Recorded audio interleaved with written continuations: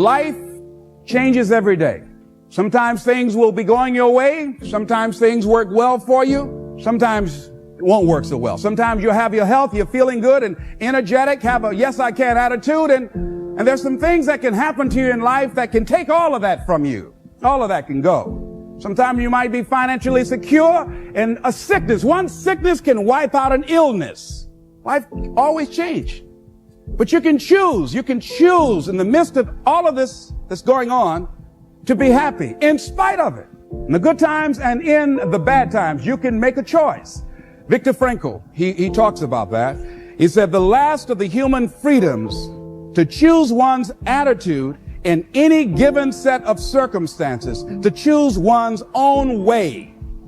Douglas Matlock has a poem I love entitled, It's Fine Today. He said, sure, this world is full of trouble. I ain't said it ain't. Lord, I've had enough and double reason for complaint. Rain and storm have come to fret me. Skies are often gray. Thorns and brambles have beset me on the road. But say, ain't it fine today? What's the use of always weeping, making trouble last? What's the use of always keeping thinking of the past? Each must have his tribulation, water with his wine. Life, it ain't no celebration. Trouble, I've had mine, but today is fine. It's today that I'm living, not a month ago, having, losing, taking, giving, as time wills it so. Yesterday, a cloud of sorrow fell across the way. It may rain again tomorrow. It may rain, but say, ain't it fine today? If a cloud of sorrow comes over here, ain't it fine today? Living in the moment, getting everything we can out of where we are in the moment where we are right now. Living in the present. The other thing is willingness to let people and things go. Want to live a life of fulfillment. You've got to be willing to let certain people go in your life, especially if they want to go. When they're no longer good for you, just let them go. Just to hold on tenaciously really doesn't make really good sense, all right? Just many times we do it because we don't realize that we might desire it, but we don't need it. And ladies and gentlemen, you've got to be willing to risk. If you're not willing to risk, you can't grow in life. Life has no power when you're not willing to risk. Somebody wrote this and it was given to me. It said, to laugh is to risk appearing the fool. To weep is to risk appearing sentimental. To reach out for another is to risk involvement.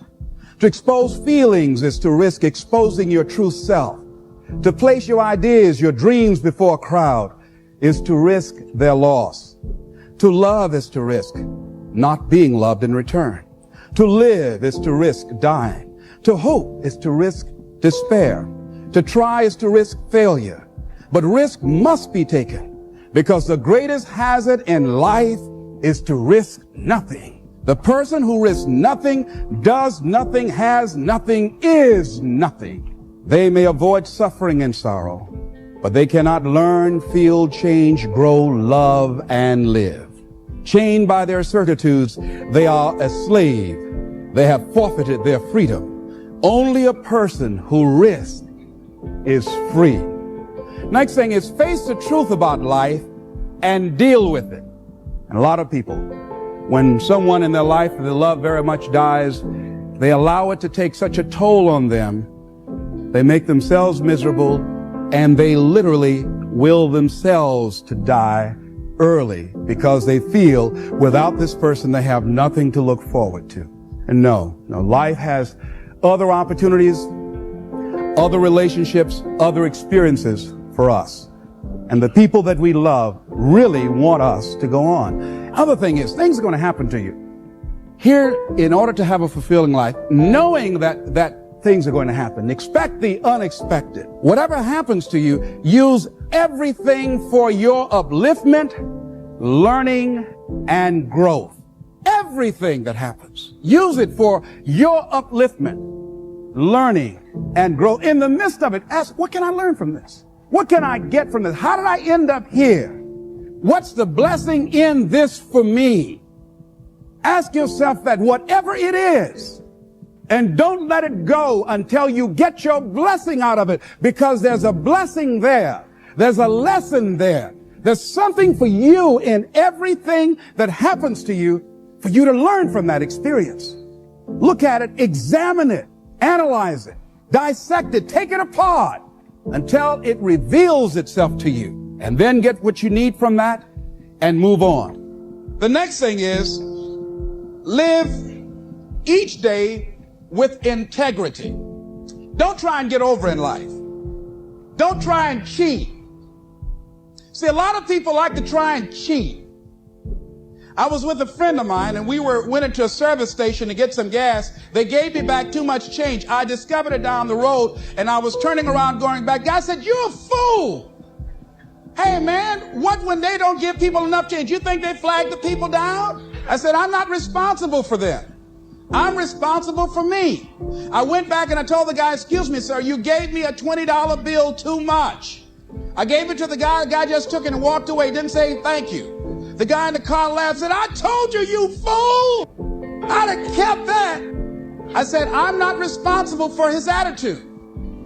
I don't care, knowing that he would not say thank you, I would still give it back to him. Because my image of myself says, hey, you don't take something that doesn't belong to you. That's the way my mother raised me.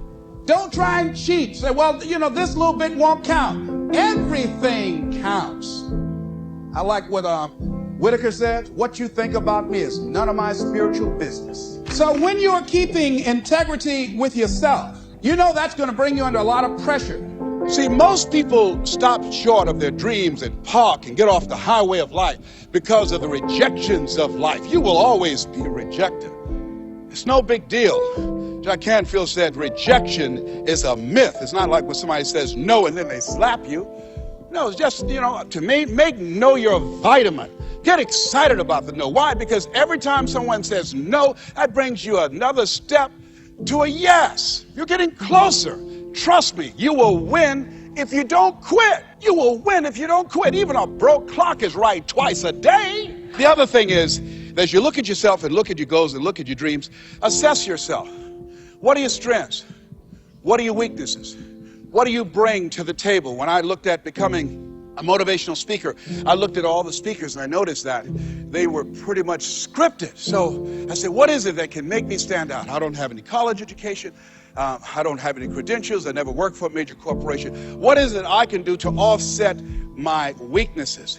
And then something said, well, Les, and this is very important, Mr. Washington, Mr. Brown, yes, sir, what do you want to do with your life? I want to become successful. Good. He said, you must be willing to do the things today others won't do in order to have the things tomorrow others won't have.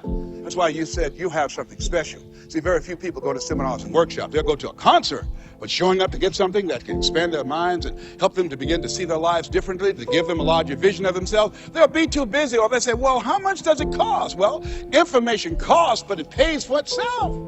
Here's the other thing is, ladies and gentlemen, let's say it's me. Yeah, see, it's possible you can live your dream. It's necessary that you have the mindset that I'm going to do this. But you've got to take ownership. You've got to decide, hey, I'm going to do this. You've got to take responsibility for your life. George Bernard Shaw said the people that make it in this life, they look around for the circumstances that they want, and if they can't find them, they create them. You've got to decide, it's me. You've got to say, and say this with conviction, I expect to win.